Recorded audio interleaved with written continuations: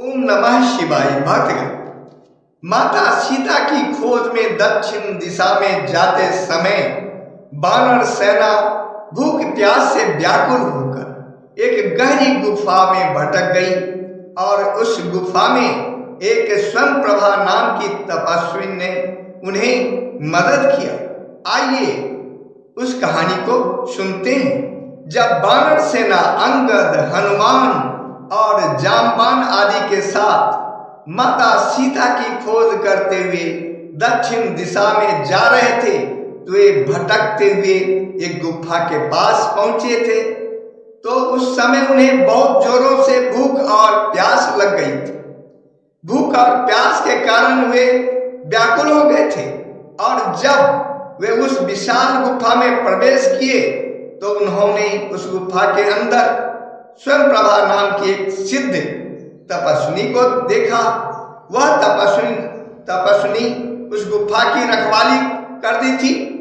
जब स्वयं प्रभा ने उस गुफा के अंदर वानर सेना को भूख और प्यास से व्याकुल देखा तब उसने बड़े आदर पूर्वक वानर सेना को मीठे मीठे फल और शीतल जलपान के रूप में दिया, जिसको खाकर वानर सेना की भूख शांत हो गई थी।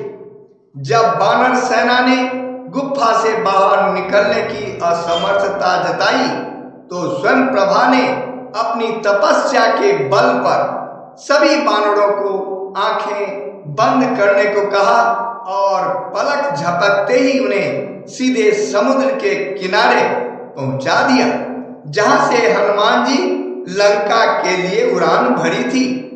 उस गुफा को ऋषबिल गुफा या मायावी गुफा कहा जाता था। इसका वर्णन रामायण के किष्किंधा कांड में किया गया है। वह गुफा बाहर से साधारण दिखती थी, लेकिन अंदर में दिव्य बगीचा, कमल से भरा तालाब और सुंदर मंदिर था। इसे सुनहरी गुफा भी कहा जाता था। गुफा के अंदर स्वादिष्ट फल और जल था, जिससे पूरी वानर सेना भूख प्यास मिटा सकी। स्वयं प्रभा ने बताया कि इस स्थान पर आने वाला जीवित वापस नहीं जाता था, लेकिन राम के काज से आए वानर दल पर कोई विपत्ति नहीं आई।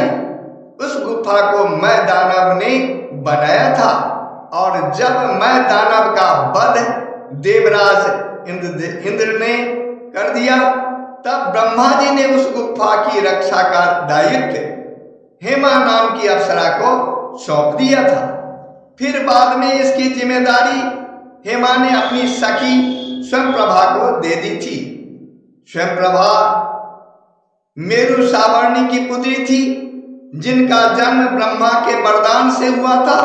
हेमा भगवान विश्वकर्मा की पुत्री थी। हेमा ने स्वयं प्रभा को उपदेश दिया था कि गुफा में रहकर राम का चिंतन करें और जब राम का दूत आए तो उनका सत्कार करें, फिर राम दर्शन को चली जाएं। स्वयं प्रभा वानर दल की मदद के बाद बद्रिकाश्रम चली गई और वहीं पर प्रभु श्री राम के दर्शन कर परम धाम चली गई। स्वयं प्रभा के चरित्र को रामायण में एक बहुत ही सहयोगी और त्यागी तपस्वी के रूप में दर्शाया गया है। उनके द्वारा किए गए उपकार के बाद ही वानर सेना दक्षिण सागर के तट पर पहुंच सकी, जहां उनकी मुलाकात जटायु के भाई संपाति से हुई थी और लंका जाने का मार्ग प्रशस्त हुआ था। अगले वीडियो में फिर मुलाकात होगी। तब तक के लिए आपसे विदा चाहता हूं। जय माता।